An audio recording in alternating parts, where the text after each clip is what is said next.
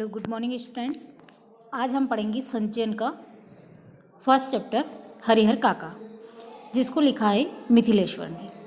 ये चैप्टर जो है एक वृद्ध व्यक्ति के ऊपर लिखा गया है कि किस तरह से वृद्ध व्यक्ति जब असहाय होता है या उसके कोई सेवा करने वाला नहीं होता तो दूसरे लोग लालच में आकर मतलब उसकी सेवा करते हैं, न कि उसके साथ आत्मीयता का संबंध रखते हैं।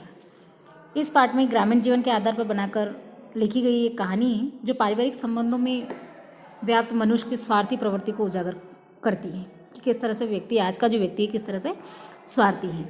मानवीय संवेदनाओं पर भी चोट करती हैं कि किस तरह मानवता को खत्म कर दिया गया है। और इस कहानी में इस तथ्य को रेखांकित किया गया है कि जमीन जायदाद के कारण कई बार व्यक्ति जो है अपनों के बीच भी पराया बन जाता है। मतलब अपना भाई, अपना परिवार सब कुछ होते हुए भी व्यक्ति एक पराया सा हो जाता है। साथ में यह कहानी बदलते पारिवारिक मूल्यों को भी व्यक्त करती है। कथाकार जो हैं उन्होंने हरिहर काका के द्वारा व्यक्ति की स्थिति को व्यक्त किया है।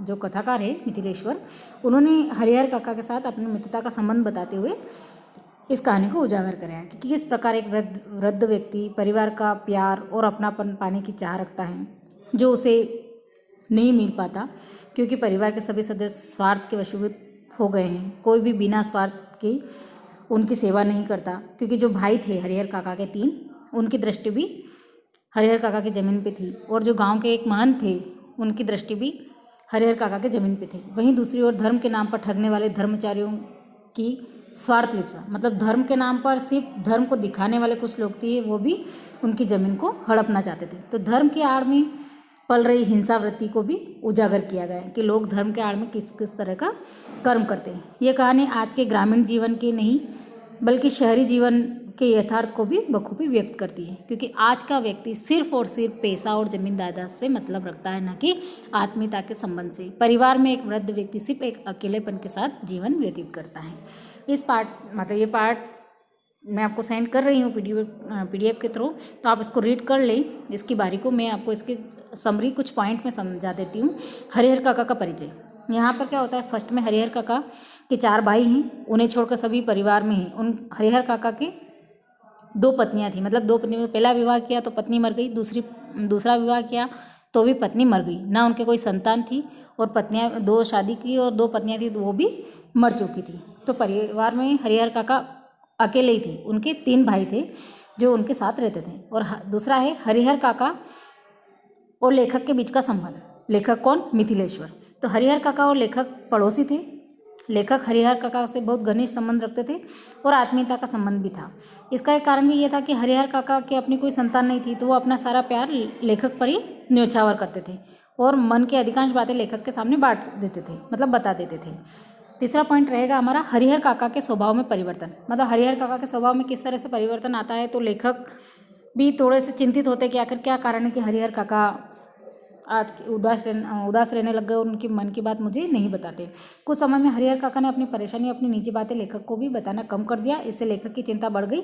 वो कोई ऐसा कार्य करना चाहते थे जिससे हरिहर काका पहले की तरह ही उससे अपनी निजी बातों को साझा करते। लेखक को ये बात पता चली कि हरिहर काका का परिवार धार्मिक समुदाय ने उन्हें बहुत दुख दिए हैं, जिससे वे परेशान रहने लग गए और इसी परेशानी का अंत उनके मौन के रूप में रहा। ठाकुरबाड़ी का गांव में महत्व। ये ठाकुरबाड़ी क्या है? गांव में क्या होता है कि एक संत आते हैं और रहने लग जाते हैं, और वो संत एक मंदिर बनवा देते हैं। गांव के लोग मिलकर मंदिर बनवाते हैं, पर वो संत वहाँ रहते हैं, तो वो एक ठाकुरबाड़ी के नाम से जाने लगे। और ठाकुरबाड़ी का जो गाँव में क्या महत्व था, ठाकुरबाड़ी में लोगों के बीच बहुत लोकप्रिय था। यह एक पूजा स्थल है। इसकी स्थापना के विषय में ठीक जानकारी किसी को नहीं है, पर हाँ इतना अवश्य पता है कि संत यहाँ आकर रहने लगे थे। लोगों के बीच चंदा आदि एकत्रित करना और मंदिर का निर्माण करवाया, और बाद में बढ़ता ही चला गया। ठाकुरबाड़ी में लोगों का जो इतना महत्व बढ़ गया है कि ग्रामीण में गांव के लोग जितना भी नया काम करते थे या कोई मन्नत मांगते थे तो ठाकुरबाड़ी में जाकर मन्नत मांगते थे, ऐसा लोगों का विश्वास था। ठाकुरबाड़ी का जो संचालन है, जो वो धार्मिक समिति द्वारा किया जाता था। इसके पास बहुत ज़मीन जायदाद है यहाँ, मतलब अब ठाकुरबाड़ी के पास भी बहुत ज़मीन जायदाद हो गई है। लोगों ने जब चंदा इकट्ठा कराया अपने नाम की ज़मीन, कुछ मन्नत पूरी हो जाती तो लोग देते थे। यहाँ अधिकांश समय ईश्वर का भजन कीर्तन चलता रहता था। कभी कभी गांव के कोई आपदा आती तो ठाकुरबाड़ी के द्वारा सभी के लिए द्वार खोल दिए जाते थे, मतलब रहने के लिए। लेखक और ठाकुरबारी। अब लेखक और ठाकुरबारी के बीच कैसा संबंध था? लेखक की राय थी कि ठाकुरबारी के विषय में बहुत अच्छी नहीं थी। उनके विचार में यहाँ रहने वाले साधु संत कुछ करते धरते नहीं थे। हाँ, ठाकुर जी के भोग लगाने के नाम पर अच्छा अच्छा भोजन करते थे। इसके अतिरिक्त वे लोगों को अपनी बातों से मूर्ख भी बनाते थे, मतलब सिर्फ पैसा लेने के लिए, जिससे लोग फंस जाते थे, ऐसा लेखक मानते थे। इसलिए उनका कोई खास विश्वास ठाकुरबारी में नहीं था। परिवार से मोहभंग। हरिहर काका का परिवार से मोहभंग, ये नेक्स्ट पैराग्राफ है आपका। अचानक उनके जीवन में ऐसी घटना घटी जिससे उनके परिवार के प्रति मोह समाप्त कर दिया। एक बार उनके भतीजे, मतलब भाई के लड़के के मित्र शहर से आए, उनकी खूब खातिरदारी करी, उसके लिए स्वादिष्ट भोजन बनाया, किंतु हरिहर काका को सूखा भोजन ही दिया गया। हरिहर काका इस घटना से इतने दुखी हुए कि उन्होंने भोजन की थाली पटक दी और घर छोड़कर निकल गए। अब उन्हें परिवार से कोई मोह नहीं रहा था। मतलब घर में ऐसी स्थिति थी कि भाई के बेटे का मित्र आया तो उसके लिए पकवान बनाए गए, पर उसी पकवान को हरिहर काका को नहीं परोसा गया, उनको सूखा भोजन परोसा गया। नेक्स्ट पैराग्राफ रहेगा आपका, परिवार से मोह भंग का कारण क्या था? एक तो ये हुआ कि हरिहर काका को जब सूखा भोजन दिया तो उन्हें गुस्सा आया और घर छोड़कर निकल गए। अचानक उनके जीवन में एक ऐसी घटना घटी जिससे उनके परिवार के प्रति मोह को समाप्त कर दिया। एक बार उनके भतीजा का मित्र, ये आपने घटना पढ़ी है कि कैसा भोजन बनाया और उनको सूखा भोजन परोसा गया, तो उनका मोह भंग हो गया। नेक्स्ट है हरिहर काका और ठाकुरबारी का संबंध। लेखक का ठाकुरबारी से अच्छा संबंध नहीं था, पर हरिहर काका पहले ठाकुरबारी पर बहुत विश्वास करते थे, क्योंकि गांव में ठाकुरबारी बहुत महत्व रखता था। तो ठाकुरबारी के महंत इस बात को जानते थे कि हरिहर काका की अपनी कोई संतान नहीं है। तब महंत को हरिहर काका के गुस्से के विषय में भी पता चला कि हरिहर काका अब घर छोड़ के निकल गए हैं। तो महंत ने उन्हें समझाया कि मोह माया के फेर में न पड़कर उन्हें अपने हिस्से की ज़मीन ठाकुरबारी के नाम कर देनी चाहिए। जो महंत थे ये भी लालची थे। ये आपको पूरे पैराग्राफ में समझ में आ जाएगा कि किस तरह से जो महंत थे वो हरिहर काका को कहते हैं कि मोह माया मत पड़िए और आपके नाम जितनी भी ज़मीन जायदाद है वो आप ठाकुरबारी के नाम कर दीजिए। और उनको हरिहर काका को कुछ दिनों के लिए, मतलब उस दिन अच्छे अच्छे स्वादिष्ट भोजन करवाए और उनको बड़ा मान सम्मान दिया। महंत ने उन्हें समझाया कि यदि वे जायदाद को ठाकुरबारी के नाम करेंगे तो इसके लोगों के बीच उनका मान सम्मान बढ़ेगा।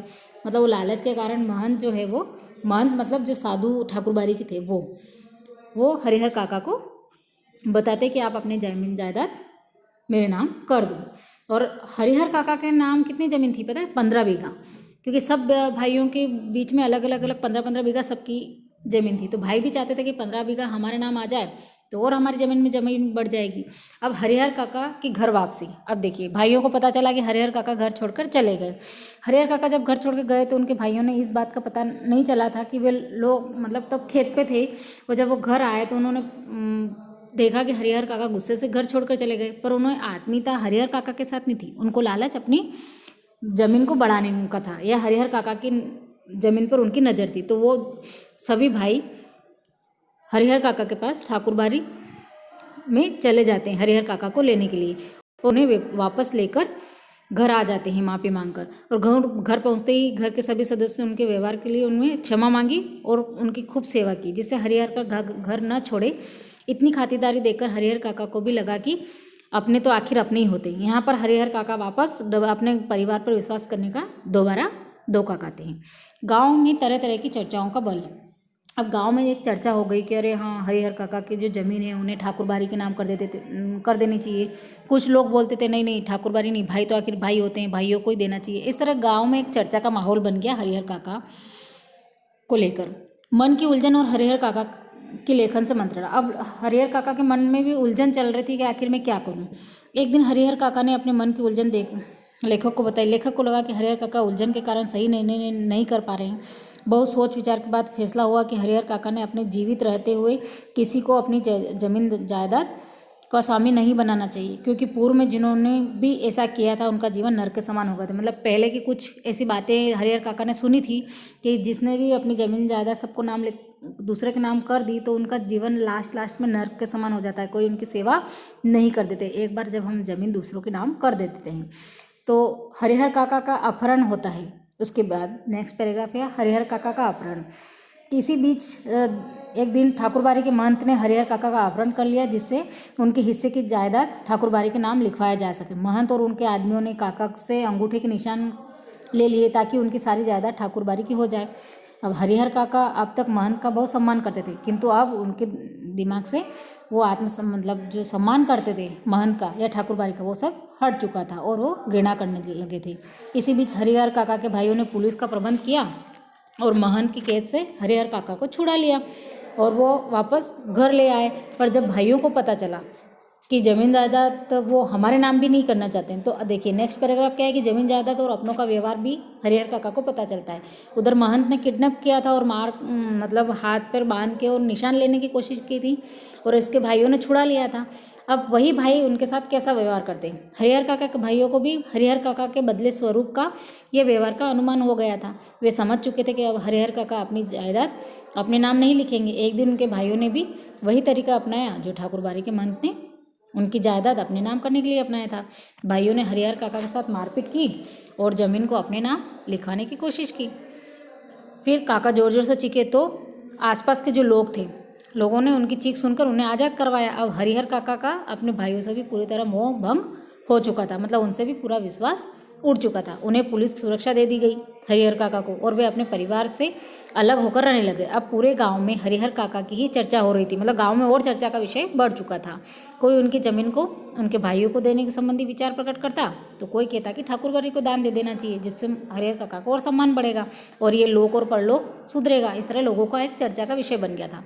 अब देखिए विभिन्न घटनाओं का हरिहर काका पर प्रभाव। फिर हरिहर काका ने आखिर जीवन में इतने सारे कष्ट सहने के बाद क्या निर्णय लेते हैं और उनके जीवन में क्या प्रभाव पड़ा।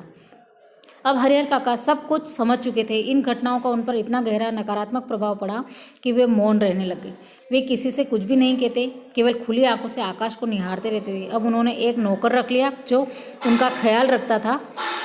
पुलिस के जवान भी हरिहर काका के खर्च पर मौज उड़ा रहे थे, मतलब उन्होंने एक नौकर रख लिया था जो उनका काम करते थे और 2 पुलिस की सुरक्षा दे दी गई थी। 2 जवान खड़े कर दिए थे जो हरिहर काका के पैसे से ही ऐशो आराम करने लगे थे और उनकी सुरक्षा रखते थे। इस तरह से हरिहर काका ने आखिरी में निर्णय लिया कि मुझे अपनी जमींदार जायदाद जब तक मैं जिंदा हूँ तब तक मुझे किसी को भी नहीं देना है। पर वो कहीं ना कहीं इतना गहरा उनके दिल पर प्रभाव पड़ा था कि वो सिर्फ मौन रहने लग गए थे और चुपचाप खुली आंखों से आकाश को निहारते रहते थे।